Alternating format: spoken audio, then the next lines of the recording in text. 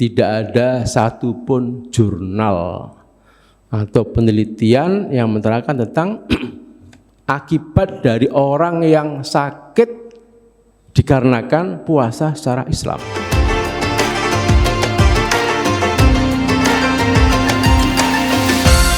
Alhamdulillah, saya sebagai dokter dan alhamdulillah dipercaya sebagai ketua lembaga kesehatan di PBNU ini.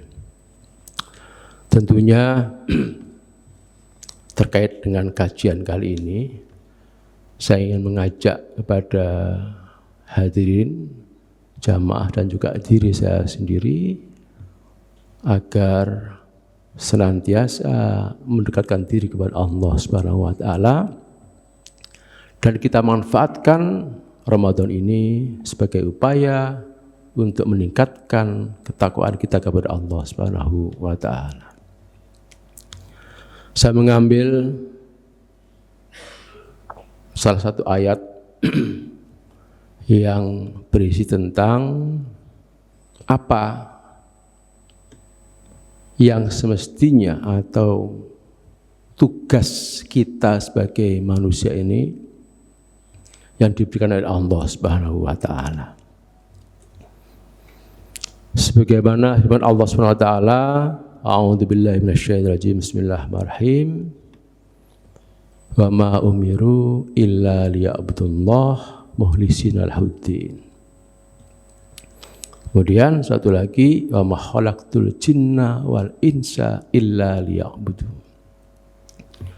Dua ayat ini artinya hampir sama, yang mana menggambarkan bahwa Allah menciptakan kita sebagai manusia ini adalah untuk beribadah kepada Allah atau menyembahku Allah. Wa ma lan ora umiru merintah aku Allah illa kecuali liya'budu untuk agar menyembah kepadaku Allah. Itu peran yang pertama. Peran yang kedua,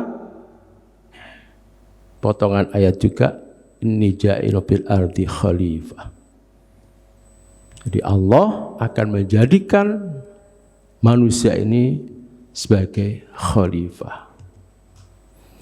Yang dua peran ini kalau kita pelajari betul, ya itulah fungsi utama dari manusia sebagai hamba Allah dan sebagai khalifah fil ard yang menentukan baik buruknya bumi ini. Makhluk yang lain tidak ada yang punya peran seperti itu. Mereka hanya hidup, contoh binatang hanya hidup justru untuk memenuhi kebutuhan manusia. Demikian juga tanaman-tanaman, semuanya untuk memenuhi kebutuhan manusia. Nah, dua perintah, dua peran yang mesti kita lakukan sebagai manusia ini tentunya kalau khalifah berarti sesuai tingkatannya masing-masing, tapi setidaknya minimal memimpin untuk diri kita sendiri. Jadi dua peran ini tidak akan bisa dilakukan oleh kita sebagai manusia apabila kita tidak memiliki bekal, utamanya adalah masalah kesehatan. Kita merasakan sekarang ini alhamdulillah yang hadir di sini semuanya sehat. Amin. Ya, meskipun usianya beragam, ada yang 20, ada yang 30, ada yang 40, ada yang ya ini insya Allah 60-an, ya, tapi semuanya sehat. Nah, dengan kita sehat berarti insya Allah kalau kita sebagai umat Islam berarti kita diwajibkan untuk mengikuti perintah-perintah setidak-tidaknya sebagaimana dalam rukun Islam, yaitu syahadat jelas, kemudian sholat, ya, kemudian puasa, zakat, dan haji. Selama ini barangkali yang paling sering dibahas adalah keterkaitan antara puasa dan kesehatan. Yang mana kalau kita lihat dalam tidak ada satupun jurnal atau penelitian yang menerangkan tentang akibat dari orang yang sakit dikarenakan puasa secara Islam. Kita yakin bahwa Allah ketika memerintahkan, mewajibkan kita, itu pasti sudah diukur sesuai dengan kadar dan kemampuan kita sebagai manusia. Kita tahu juga bahwa puasa ini adalah bentuk ibadah yang sudah ada sejak zaman dahulu kala. Hanya berbeda-beda caranya. Contoh, Nabi Daud mengajarkan sehari puasa, sehari tidak. Nah, kalau Nabi Isa mengajarkan puasa yang berbeda dengan kita. Nah, kalau ada umat Nasrani misalnya yang berpuasa, nah, apakah betul itu mengikuti Nabi Isa betul apa tidak? Tetapi yang jelas mereka mengatakan bahwa dia puasa. Yang tentunya sangat berbeda dengan puasa kita. Nah, tidak ada satupun penelitian yang menunjukkan bahwa orang puasa secara Islam mengakibatkan suatu penyakit. Malah justru sebaliknya.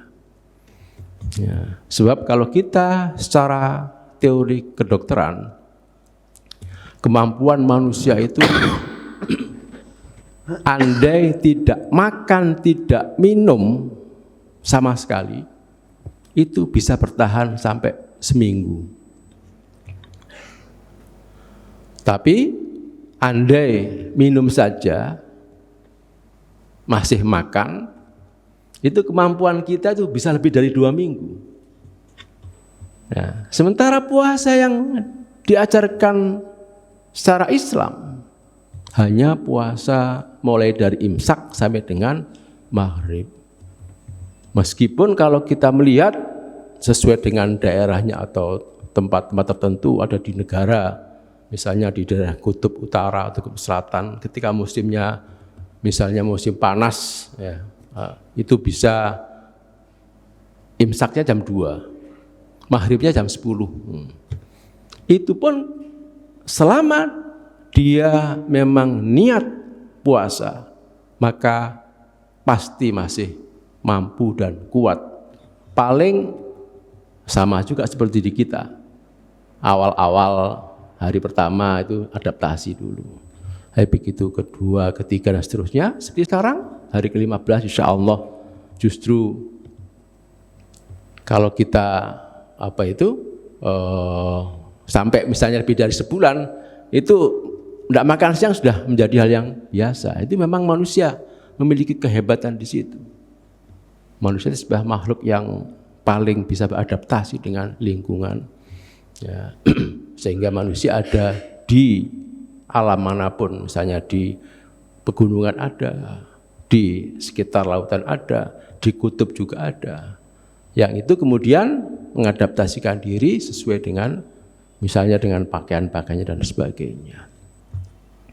Nah, untuk itu sebagai garis dari apa yang saya sampaikan di sini, tentunya tidak hanya puasa yang mesti kita kaitkan dengan masalah kesehatan, tetapi kita yakin bahwa apapun yang diperintahkan oleh Allah, yang diwajibkan oleh Allah, pasti bisa menimbulkan hal yang positif atau justru menimbulkan kesehatan bagi diri kita semuanya.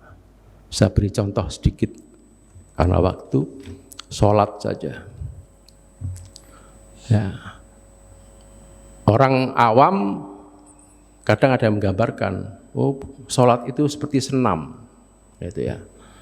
Tapi kita tidak boleh. Sholat ya sholat, ya, jangan dikait-kaitkan dengan senam. Ya. Tetapi setidaknya ketika kita sholat dengan sempurna, itu menggambarkan bahwa kita itu sehat. Kenapa? Karena setiap gerakan-gerakan dalam sholat itu menggambarkan bahwa kita mampu menggerakkan anggota tubuh kita secara sadar.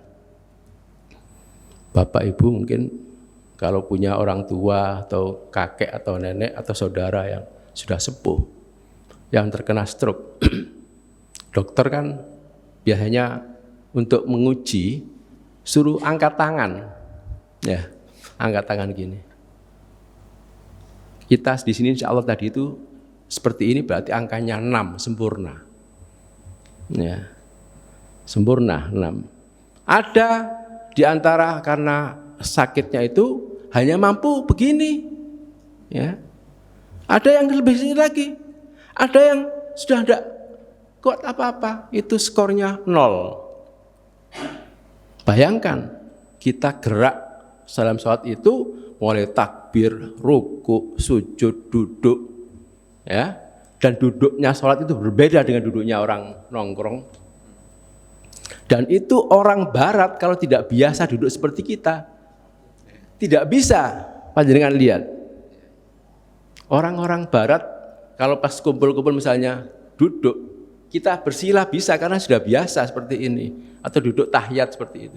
Orang yang tidak pernah sholat ya duduknya pasti berbeda dengan kita. Nah, dengan aktivitas gerakan-gerakan seperti itu berarti bisa menunjukkan bahwa kita dalam keadaan sehat walafiat. Selebihnya kita bisa melihat kalau orang sudah diuji sakit, ada yang sholatnya dengan duduk, ada bahkan dengan tidur, dengan isyarah dan sebagainya. Dan itu adalah tahapan-tahapan.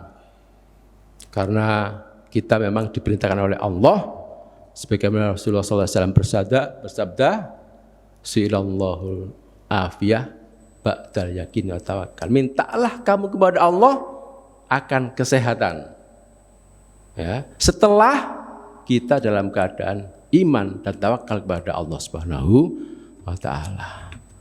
Jadi sehat adalah amanah. Marilah kita jaga dengan sebaik-baiknya, dan orang baru tahu betapa mahalnya sehat ketika orang itu sedang sakit. Ketika kita sehat, bahkan ada yang tidak menganggap ini sebagai sesuatu yang penting, ya, tetapi ketika orang sakit baru menghitung-hitung habisnya berapa dan sebagainya.